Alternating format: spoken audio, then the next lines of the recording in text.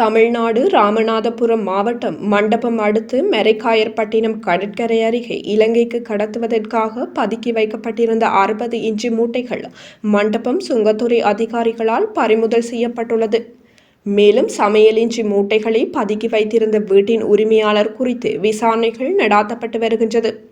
சம்பவம் தொடர்பில் மேலும் தெரிய வருகையில், இலங்கைக்கு இன்று வியாழக்கிழமை அதிகாலை மெரைக்காயர்பட்டினம் கடற்கரையிலிருந்து சமையல் இஞ்சி நாட்டுப்படகில் கடத்த இருப்பதாக மண்டபம் சுங்கத்துறை அதிகாரிகளுக்கு கிடைத்த ரகசிய தகவலின் அடிப்படையில் நேற்று புதன்கிழமை இரவு மேற்கொள்ளப்பட்ட சோதனை நடவடிக்கையின் போது குறித்த பகுதியில் கடற்கரை ஓரமாக உள்ள வீட்டின் உரிமையாளர் பெயர் தெரியாத நிலையில் அந்த வீட்டின் பின்புறத்தில் இருந்து 60 சாக்கு மூட்டைகளில் சுமார் 20 டன் எடை கொண்ட சமையல் இஞ்சி பறிமுதல் செய்யப்பட்டுள்ளது.